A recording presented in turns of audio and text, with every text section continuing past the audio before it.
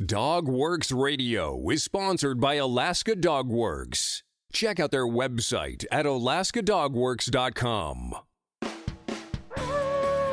Radio Free Palmer 89.5 KVRF presents Mushing Radio, hosted by Robert Forto. Mushing Radio is about dog-powered sports, living in the Great White North, and mushing. Visit our website at mushingradio.com. Here is your host, Robert Forto.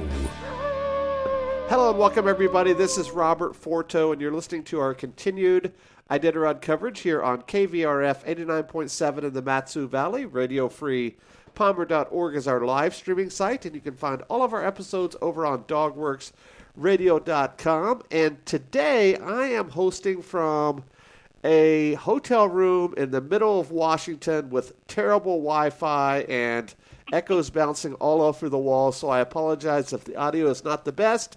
But I am joined today by Toni Reitter. She is calling in from the Kenai Peninsula in Alaska, where I think internet is a little bit better. Toni, how's it going? It's going well. The sun is finally out. It was a really gray day with snow, but now it's back out, and maybe someday we'll melt the snow if it doesn't keep snowing. But other than that, it's good. It's my Friday, so I get the next 3 days off to watch the tail end of this race unfold. Awesome. That is awesome. Yeah, we're moving right along in terms of teams getting into Nome. I just refreshed on my page, and it looks like Jeff King, Amanda Otto, Martin Musher, Joe Taylor, Christy and Anna Barrington, and Mats Pettersson were the last few teams into Nome. It looks like we have 28 teams into Nome as we speak. Currently, we have Kaylin Davis, Apayak, Rattan, Eric Kelly, and Yuka Honda in Koyuk. And we have a scratch with Lisbeth. I know we talked about that over the last couple of days. Do you have anything to report on Lisbeth Norris's situation? The only official word other than what the Iditarod posted, which of course is she scratched in the best interest of her team. Her social media page, her kennel page, said that she did scratch, again, in the best interest of the team, but they also said that she was gifted 4 pizzas in Unalakleet. So well done to those sending pizzas. I know people from all around the world have chipped in to make sure that Peace on Earth pizza was distributed to every musher, volunteer, and official on the Iditarod Trail this year. Yeah, that is awesome, and that's a perk that has been going on for years, and we typically talk about it. We did not get a chance to do that this year, but yeah, I wonder what they do with all that left over. I assume they give it out to the villagers, because I know that Lisbeth couldn't eat 4 pizzas herself. She might, I mean, I've been known to really just, if it's really good pizza, you might be able to. Right. And you never know, it could take her a couple of days to get out of the checkpoint, so she's got leftovers. Of course. So you talked about right before airtime about Martin Musher, 39th Iditarod, is that right? Yes, 39th Iditarod. This is actually his 39th consecutive finish. He hasn't scratched in that time, and he hasn't taken a year off like some other mushers have in the past. So this is a huge feat. That just means, that the only Iditarods he missed were the first 11. So that's a pretty impressive record. I don't know that there's any musher currently in the Iditarod field that could come close to that. You have mushers, younger mushers like Dallas Seavey, who if they hadn't taken years off, could, if the race continues for another 50 years, could top that. But I don't see that record being broken. His speed record has been broken a couple of times, but I don't think this one's going to be. Yeah, he reminds me, we talk about football a lot. He reminds me of the old grizzled grandpa Brett Favre with his ability just That's not fair to Mark. Martin. Well, I like Brett Favre. He's been one of my favorite quarterbacks of all time. But I know he's not Joe Montana or somebody like that. But anyway, just a guy that he's just doing it. He's an Iron Man, if you will. And I think that's where Martin sits. Is he's just right now he's sort of slow and steady and doing his thing. Of course, he hasn't won a race in a while, but he's doing his thing and doing it well, isn't he? He is, yeah. I think his last win was in '02, so it's been 20 years. But he's still not only inspiring fans worldwide, he's inspiring and building up the next generation of Iditarod mushers. He's mentored so many that are in this field, including Matt Thaler, who's getting ready to come in later this evening into Nome. And Matt kind of has the same integrity or philosophy, I guess is the word I'm actually looking for, where, when his race didn't go according to plan, he changed it up, and it was like, you know what, let's just enjoy this run. Let's just have fun. Let's not be frustrated. We're not racing anymore. We're just going to enjoy the Iditarod Trail. And all reports show that Matthew Thaler is having a great Iditarod. He might not be in the money, but that's not the important part. And it's very similar to what we see his mentor, Martin Boozer, doing after so many years of being competitive. Now he's on there just really encouraging not only the dogs on the trail, but the young mushers as well. And wasn't he during that fiasco during COVID? Wasn't he sort of the quote unquote den dad at that checkpoint where they were all kind of hunkered down for a long time? Where was that? Was that in Koyuk? That was Elam. Elam 11. That was when Matt Thaler and everybody got stuck in the overflow and had to be helicoptered out. They rerouted the trail and had to continue to reroute the trail as the overflow came over. And so you just had the Elam 11, as they were dubbed, stuck there in the checkpoint waiting. Martin and a few tried to go out and realized the trail wasn't any better, so they came back and had to regroup.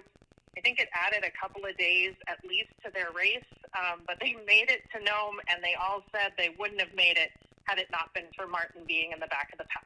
See, I'm telling you, he's the grandpa of the group. I really like it. I really like his story. I've loved following him along for sure. But right below Martin in the standings is Amanda Otto and Jeff King, and I know we talked about the Jeff King story on the first night on our kickoff show about how he took a team at the last minute from Nick. But Amanda is running a team of dogs out of Jeff Kennel's kennel. What do you know about those two guys? Because I think that they came in pretty close together, didn't they? Yeah, Jeff decided to hold back and not race competitively pretty much from the start. But he really slowed down around Cripple. A lot of it, I think, was because the first section of the trail really kind of tore him up. He is still recovering from a surgery he had back in October. Plus, he was not planning to run the Iditarod this year, so he wasn't really trained up to run a 1,000-mile race behind a dog sled. So he was taking it easy, and then when he got to Ruby for his 24-hour, he really just decided, you know what, I'm just going to take extra rest. I'm going to just get this team to Nome like I promised Nick Petit I would. And then as Amanda got closer, he decided he'd run along with her for a little while just to kind of make sure that she was encouraged and had a mentor and a friend there as well. And so they've been running, I think, pretty close together since Ruby. And is Amanda his handler, or is it a business associate there at his kennel, or what? Yeah, Amanda came up 2 or 3 years ago and got a job with Husky Homestead. I think it was just supposed to be one of the summer gigs, and she stuck around for that year and the next year. And so one of the things, like most of the big name kennels do, is the handlers, once they show their worth and really show that they're interested in running races and maybe making the Iditarod, they start training them to take a puppy team. But with Jeff being still recovering from that emergency surgery that he had back in 2020, she's been pretty much working towards bringing his A-team, or as close to his A-team, to Nome as possible. So that was the plan for this year. And like I said, Jeff was not planning to run at all. And then Nick called just a few days before the race started and asked, hey, you're qualified to run the Iditarod. You want to run my team? So he ended up not mentoring her from afar, but mentoring her from the trail with his own dog team. So let's jump over to some social media commentary over the last 24 hours. We talked last night about that two-way communication rule and the story with Brent Sass, and I caught a little bit of it, only a little bit, because I had to be on one of those red-eye flights last night. But I saw that it really started kicking off late into the evening, and when I flew into Portland, my phone was blown up on Twitter from all of the responses from the tags. What the heck is going on?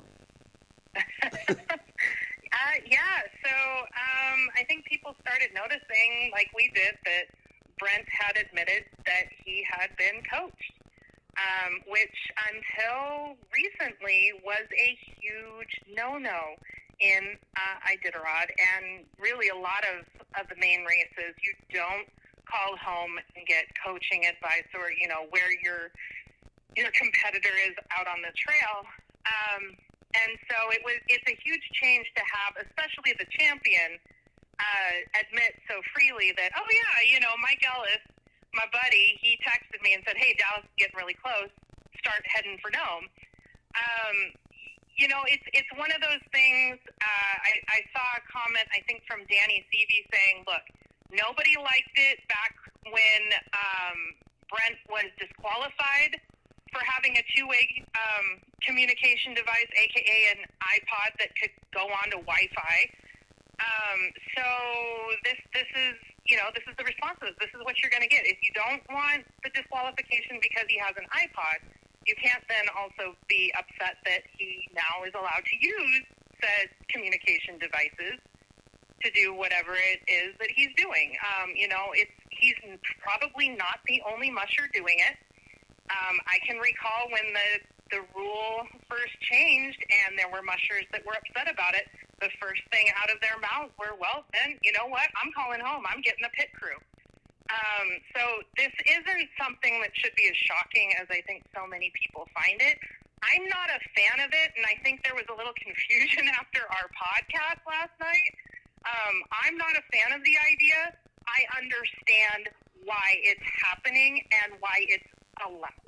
You can't have it both ways. You can't have a two-way communication device be okay and then not have a way to police it fairly. And there's no way to police someone out on the trail getting a text or getting a phone call from home and deciding, did they get coached on that, or was it just, hey, guess what? You know what? I can't find your favorite pair of socks that you've been looking for, or whatever. So it's not my favorite rule change. I don't know if with the blowback from this, if Iditarod's going to try and walk that rule back like they did with the dog trailers. But, it's something, it is taking the race in a different direction than what we're used to, but it's also been 50 years, and to continue to progress into the future, they have to address cell phones and other technology that can, from remote locations, contact the outside world. So as you're talking, Toni, a thought that came to my mind is when you said that people are upset because it's available. And I'm thinking about the quality of coaching.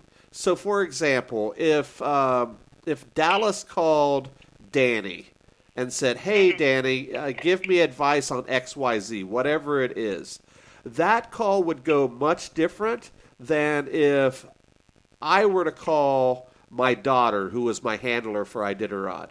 She would not be able to provide the insight that somebody like Danny could, or as we talked about with Mike Ellis with Brent. So I think it's similar to other sports. You know, you always hear about, the big-time college football programs have an extreme advantage over the smaller teams in the conference just because of the money and resources and all that goes into that. How could you police it fairly if you have literally two sides of the coin there, somebody like Dallas and Danny or Brent and Mike or myself and my wife or a handler or anybody else on the opposite side of the coin? How could you treat that fairly is my question. Right. That's exactly it. And, I can remember when it was a big deal when they started to allow phone calls home to begin with, from checkpoints, not with cell phones, but just, officials' phones or whatever. And they would actually have a race judge sit there with the musher so that they could, listen in on the phone call to make sure that they weren't getting that kind of information or passing on other information to that. They wanted it to just be, hey, honey, I'm fine. Don't worry about me. Having a great time. Oh, my gosh, you should see this dog who's being incredible. I'm planning to send this dog home. Be ready to get the call in the next few days. That sort of stuff was allowed to relay back and forth, but they couldn't, ask, what's the speed looking like from, Martin Boozer or whatever. So this kind of change happened gradually, and I think really the only reason that people are so vehemently upset is because someone finally admitted that's what they've been doing. This rule has been in effect, I think, since either 2016 or 2017. So it's been at least 5 years. This is the first time that we've had a top team admit that, I am getting a little insider information, no pun intended, from the outside world.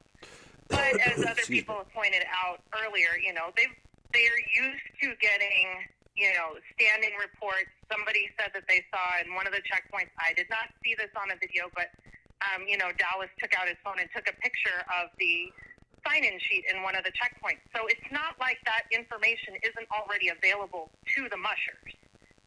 The only thing that isn't readily available necessarily is the GPS tracker. And even that, if they're able to text and they have Wi-Fi capabilities, they can pull it up on their phone. That's half of the time on the first weekend of the race. That's how I'm watching it, is on my little itty-bitty phone. So it's not my favorite rule, but at the same time, I don't think that this is the rule that's going to end the Iditarod like so many people said last night. Wow. It must have got really deep then. I need to go back and read some of that. Two more thoughts from me, and of course, reply if warranted for sure. My first thought is it shouldn't matter if you get information. Whatever the information is, you still have to be able to act on it. So, for example, when Brent was talking to Mike, he was really struggling to get his dogs to go because of the windstorm. I guess it was like 60-mile-an-hour winds or whatever. It didn't matter what information he had. The dogs were saying, bud, we're staying here for a bit. We're not doing this. I don't care what the guy's doing behind us. So that's the first thing. And the second thing is more of a question to you. Are they allowed to use GPS? And if they are, is that an advantage? And I say that because when we did our Serum Run trip a few years ago, we had the entire trip on GPS. And we could literally, just like you use your phone when you're, going to meet somebody at a restaurant you've never been to, we literally had turn-by-turn directions, albeit not fancy Google Maps, but, GPS style. We had turn-by-turn directions the entire trail. Is that allowed or no?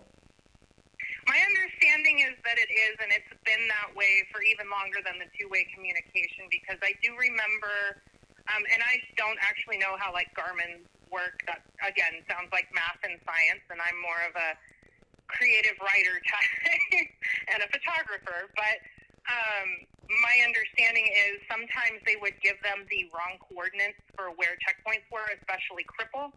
And so that's where you would see mushers say, this is where it was supposed to be, and it wasn't here, and I got turned around, and blah, blah, blah. So I believe GPS, at least, not GPS as in trackers, but GPS as in knowing where you are. I know that they use them to calculate speed of their team and make sure that they're not going too fast or too slow for what they've trained. So yeah, that's been allowed. I'd have to go back and look and see when that technology was first allowed, or if it was ever truly outlawed. But they've had that ability for quite a while. And of course, like you said, Toni, the trail changes a bit each year. Especially over the last couple of years where they've had to change a lot of the checkpoints because of the COVID restrictions and all that. Often checkpoints will be in the community halls or schools or whatever, and the last few years they've been in entirely different areas, so that GPS track would get them there but not get them there, if you know what I mean. Okay, so right, it's not like they're going to teleport.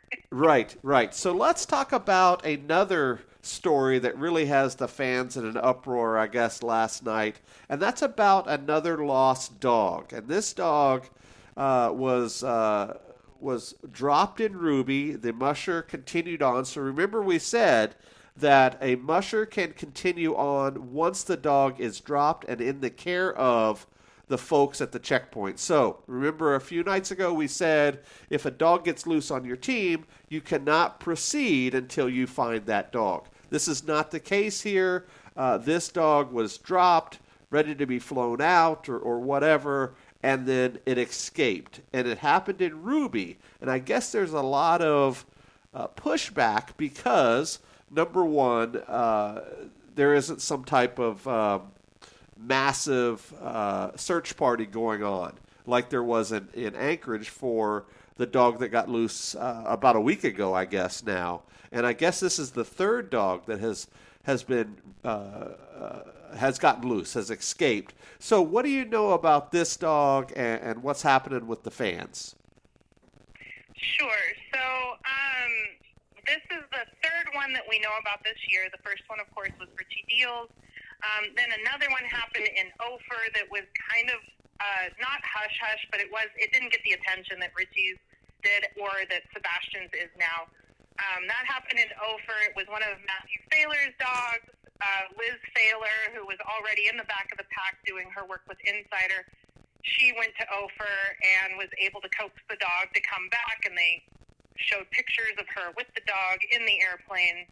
Happy ending. So we have 2 out of 3 happy endings. And then today, this morning, news broke into the fandom that a dog named Leon from rookie Sebastian, and I cannot pronounce his last name. I do apologize.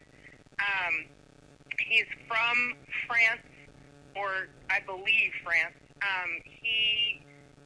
So there's a little bit of concern that maybe the miscommunication happened because of the language barrier. But apparently the dog Leon got loose sometime during his stay in Ruby, and he's wandering around the Yukon checkpoint. And I saw the post on Monday where one of the Iditarod Air Force pilots said, hey, just so you know, anybody in the area of Ruby, we're looking for this Iditarod dog. If you see him, here's a phone number to contact. Don't go after it because he's skittish. He's a sled dog. And so I didn't think really anything of it. I trust that, the vets and the checkpoint of Ruby, all of the volunteers, they're going to work hard to get this dog back. Nobody wants to just leave this dog to fend for itself. But then I guess today was a post from Sebastian's family member or kennel partner saying that Iditarod did not let them know that this dog was missing until today, which to me seems a little strange, but at the same time, depending on how communication is working from Ruby to Anchorage to wherever Sebastian's handlers are, there could be some delay in getting that information. But the story is that Iditarod didn't contact them. They contacted Iditarod asking when they could come pick up the dog, and that's when they found out that the dog was still in Ruby and was loose.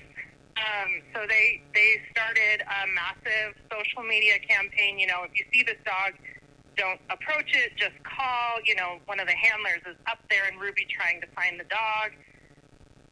And so now fans are upset that, one, the musher doesn't know that his dog is missing until 4 days later. But also there's this idea that because we believe that checkpoints are wrapped up, meaning that there's nobody there from Iditarod to help with finding this dog. And that's just not true.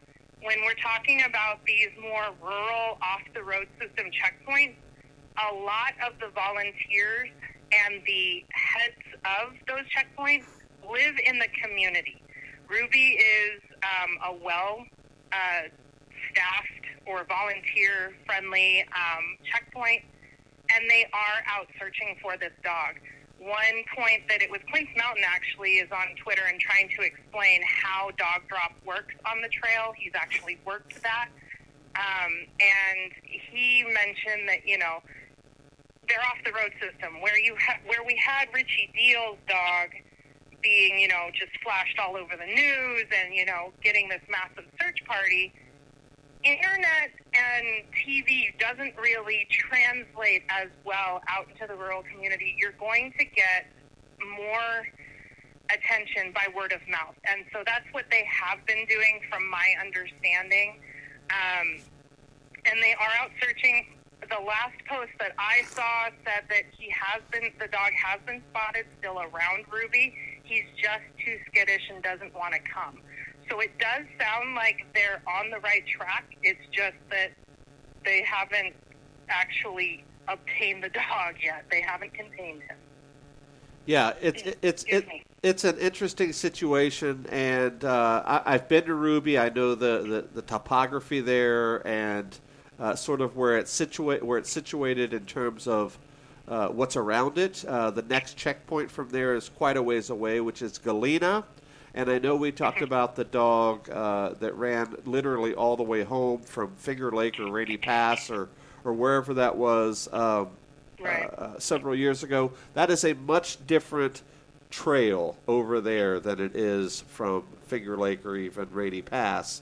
This is River Trail, and of course you have woods on one side if you're heading back to Cripple, or just miles and miles and miles of the Yukon River on either side of it.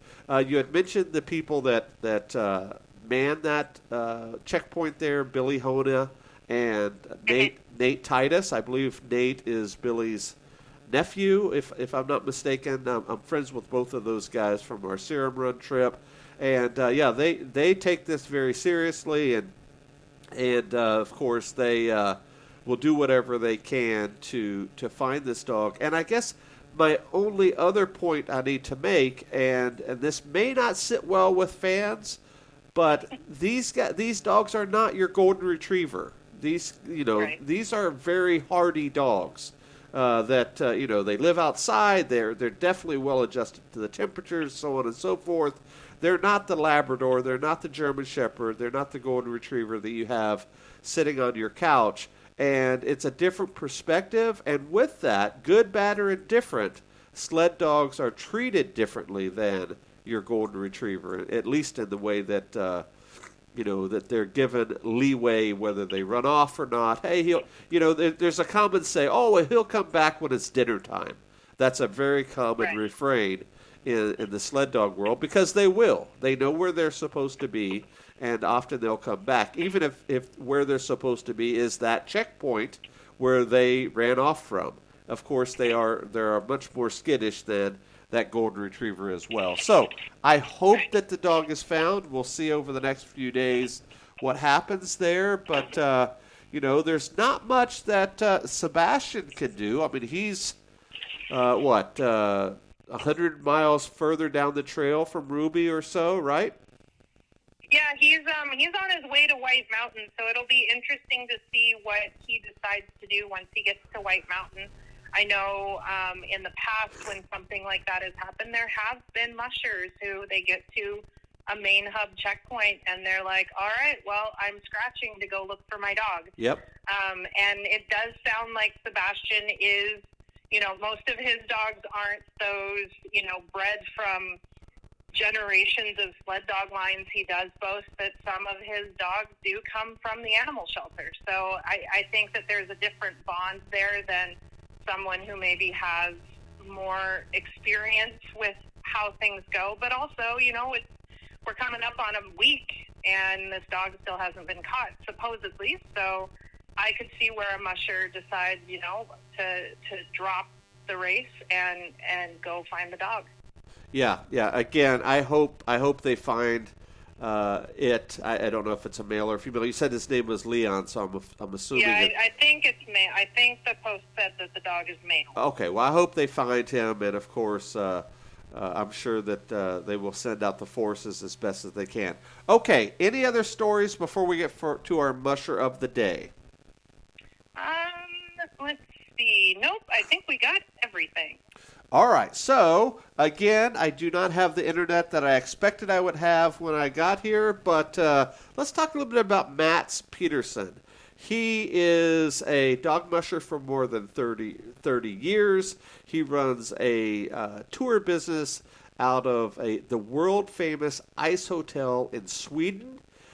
He was a hockey player, and in particularly a goalie. And for many years, he would be one of the few mushers that would travel back and forth to do not only Iditarod, but other races in America as well. And, he would do the qualifying type races and that sort of stuff. So he is well versed into traveling back and forth. And I wanted to talk about him tonight because he's one of only a couple of mushers, him and Hannah Lyric, and I don't know about Sebastian. I don't know if he came over or he was working with somebody for the year here, as what a lot of them do. But he's one of the very few mushers that made the trip over this year. And that's still a big-time struggle with COVID, even though things are relaxing. They're still pretty tight-lipped, and things are pretty tight still with travel. So I'm sure that was a chore out of itself for both him and Hannah. He started mushing in 2014 with the Iditarod, and his last race was in 2019, so he's taken about 3 years off. His best finish is 18th place in 2018, and with that, he is steady in the middle of the pack with all of his finishes. And I say middle of the pack, thinking of a core group of about 50, and that's what we've seen over the last few years. It's not one of those years where we have 70 or 80 mushers. I'm sure those days may be gone. I don't know if we'll ever have a field like that again. But a solid middle-of-the-pack musher, but he's a musher that not a lot of folks know anything about, and he's one that could easily sneak up there and be right there with the core group. And that's what I have on Matt's. What do you know? Well, I will say, kind of going with more frivolous information right now, but Matt, when he first came onto the scene, I can remember he had sweaters that were as equally as amazing as what we saw Dallas Stevie wearing last year, and I don't remember half of the coverage on his sweater that Dallas's sweater got last year. So I just wanted to point that out. In fact, he posted a picture after he finished in Nome, and he was wearing one of those classic sweaters with the dogs mushing across it. And it was a really nice picture. He did also say that in that post that he had been hoping for a top 20 finish. He got very close, but of course he finished, I believe, 22nd this year. So not bad considering the weather, and I'm sure, like you said, the traveling over here probably took out a lot more energy than maybe even he expected, because I don't think that he came to Alaska with a lot of buffer before the race started. He also has been working with a documentary crew to follow him on this journey to run the 2022 Iditarod. I don't know if the documentary crew actually made it over. The last I saw on his Facebook page was a link to a Kickstarter to fund it, and they didn't quite meet the goal, the financial goal. They have, I guess they were following for like a full year, not just a full season, but a full year of how he goes from training the puppies up to the dogs that actually get to run the race. There's a trailer out on YouTube. It's called The Will to Run. And so they filmed the 3/4 of the thing. They just needed the funds to come over and follow him on the Iditarod. I do know that there's another documentary team following a different musher, but I haven't heard if he has a documentary team following him. They have to get special clearance and permission from the ITC before they can even go about it. I assume that they would have gotten that permission. And I assume that he has at least one camera following him. I would hate to be the producer or director of a documentary that's that close to being finished and then not being able to. But the trailer looks really good. I remember when he posted it back in the summertime to really promote the Kickstarter fundraiser for it. And it looks so good, and I was so excited about it. And then I haven't heard much since then, so I don't know exactly where they are on that project. He's one of those quieter mushers, at least on social media. He does share quite a bit, and he does share quite a bit on his tour page and website, which looks absolutely incredible. If I ever make it over to Sweden, I think I'd go visit just because it looks so picturesque. It's huge, the whole program and campus. So really nice guy. I've never really gotten to talk with him or anything, but he always just seems like an approachable musher. He doesn't look like one of the grumpy ones, that's for sure. Yeah. First off, I remember the film crew that was following around Lance that time. I think that's when they were filming his documentary, what is it called? The Great Alone, I believe? Yes.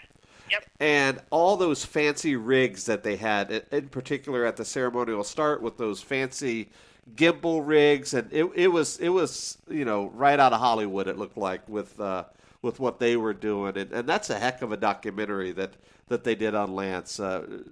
Kudos to those guys, and we definitely need more of those types of stories of whatever quality. I mean, right. if they're well made, I think that they could really have a great impact on this race. And then secondly, you talk about the sweaters.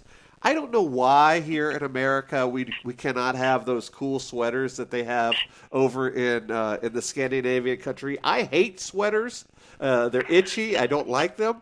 But I would rock one of those sled dog sweaters for sure. And I tell you what, if I ever get over there to Norway or Sweden or whichever country is the home to those sweaters, I'm going to buy one and I'll just deal with itchiness.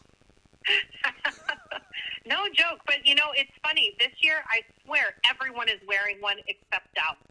Huh. Like, there have been so many. Like, Didi Johnro has a pink and purple sweater in that pattern that Dallas wore all last year. And I've seen, I think, Matt Saylor wearing it. Jeff King, of course, has had one for years. It's just so funny how many sweaters have been on this Iditarod trail, especially since it was so warm. My understanding is Dallas had it. It was just in his sled bag because it was too warm to wear. So, kudos to everybody crazy enough to dye in wool sweaters on the Iditarod trail, because those things get, like you said, itchy, and they are very, very warm to wear.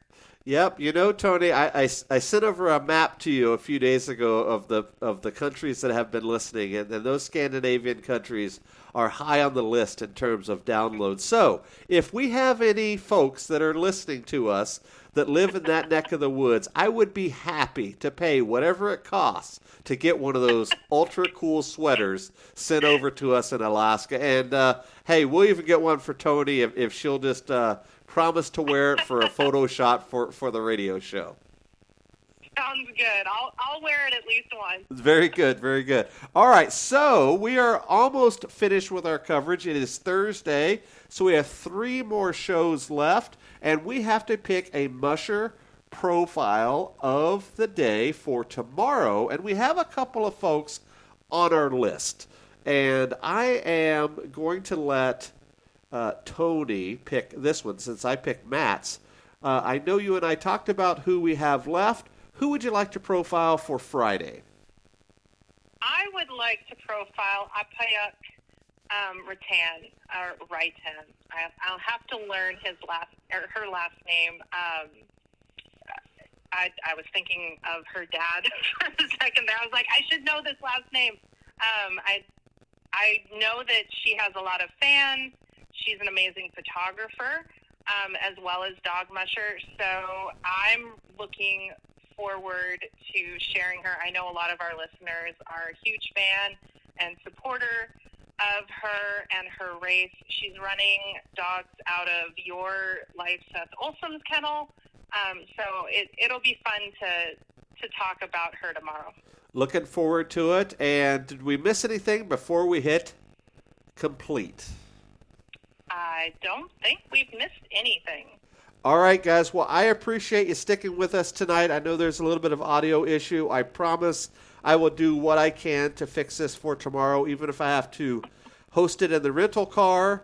But otherwise, again, thank you so much for everybody that's listened, and especially for folks that reached out to us and commented their thoughts, whether they agree with us or not. That's what this is all about. We are definitely interested in hearing what you guys have to say. And, of course, you can always reach us out on all the social media channels. Toni, how can folks follow you on Twitter? I'm at Toni Shell AK on Twitter. And I am at Robert Forto or at Dogworks Radio, either one. I will get both of them, and we will be sure to respond as soon as we possibly can. So on behalf of that, with my co-host and myself, we will see you guys tomorrow. Goodbye. From Dogworks Radio, this is Mushing Radio. We hope you enjoyed this episode, and we invite you to subscribe in Apple Podcasts, Spotify, Stitcher, or wherever you get your podcasts. You'll find a link on the episode notes. You can tap or swipe on the episode cover art, and you'll see some offers from our sponsors. You can support our show by supporting them. If you like what you have heard, we would love it if you could give us a 5-star rating and tell your friends how to subscribe too. Your hosts are Alex Stein and Robert Forto. Our producer is Robert Forto, created for Dogworks Radio.